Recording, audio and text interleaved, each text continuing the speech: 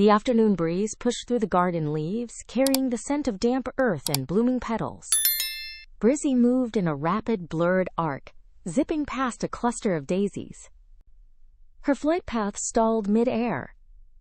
Tucked deep within a dense, thorny hedge, a bright pink rubber balloon lay pinned. She hovered, assessing the tangle of sharp stems. Brizzy hooked her legs around the rubber surface and pulled. The thorns held tight. She braced herself, exerted force, and jerked backward until the balloon popped free with a sudden, dull snap. She landed on a leaf, gripping the rubber tightly.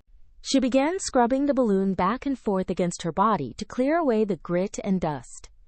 As she worked, a sharp, rhythmic crackling sound erupted. It was not the sound of dry leaves or snapping twigs.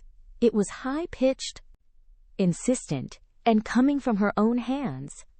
Brizzy froze. The air around her suddenly felt heavy, charged with a strange, invisible tension. She stopped scrubbing, her limbs rigid, and listened to the persistent electric popping that filled the quiet garden space. Every strand of hair on her body snapped upward, radiating outward like a jagged crown. Her antennae stood rigid, vibrating with every erratic movement. She let out a high-pitched squeak, dropped the balloon, and scrambled backward to gain distance. The balloon did not hit the dirt. It hit a vertical stone wall and stayed there, pressed flat against the granite face as if held by invisible hands. Brizzy hovered mid-air, frozen. She watched the pink rubber surface remain fixed against the gray rock, refusing to slip or fall. The silence of the garden felt amplified by the impossible sight. She blinked, circled the stone, and approached again, only to retreat when the air around the wall made her own limbs twitch in response. She could not look away.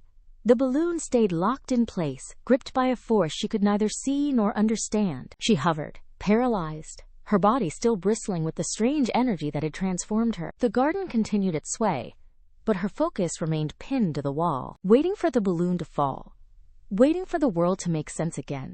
Brizzy broke her frozen stance with a sharp, frantic buzz. She dived low, her flight path jagged and uncoordinated as she tore through the air toward the base of the garden. She did not stop until she reached the mossy stone where Shellock sat. She landed on a loose pebble, her legs trembling so violently she nearly tipped over. She pointed a shaking limb back toward the stone wall, her wings flickering in short, frantic bursts. "It is a ghost!" she shouted, her voice thin and strained with fear. She buzzed around Shellock in tight, nervous circles, trying to explain the unseen claws that had snatched the balloon from her grasp. She grabbed the air with her front legs, miming the way the wall had reached out to pull the rubber against the granite. Her antennae twitched rhythmically as she described the invisible grip that held the object fast.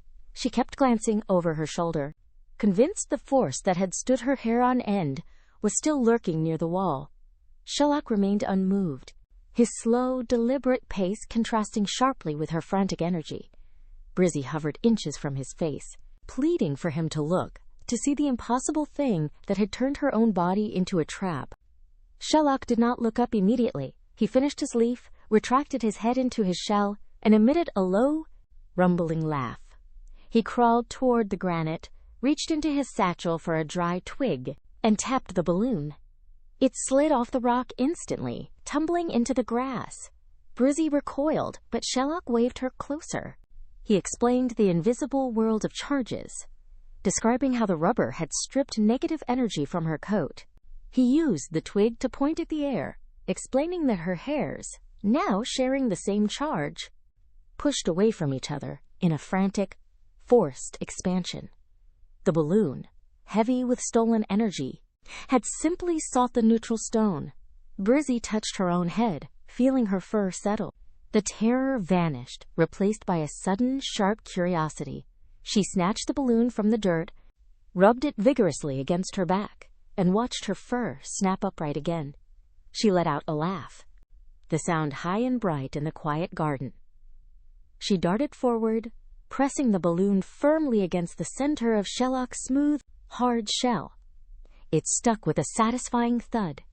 She circled him, buzzing with excitement, as the balloon remained fixed to his back. The mystery was gone. replaced by the thrill of a new, tangible power. The sun dipped low, bleeding amber light across the grass and turning the garden into a sea of shadow. Shellock looked upward, his gaze fixed on the darkening horizon. He tapped his claw against the ground, his voice steady and low.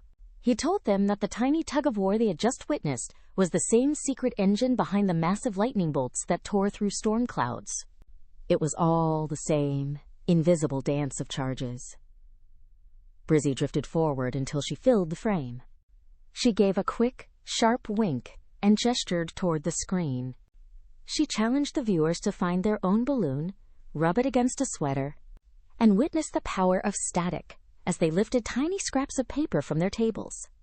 The garden grew quiet around them. The wind hummed a soft, low note through the leaves.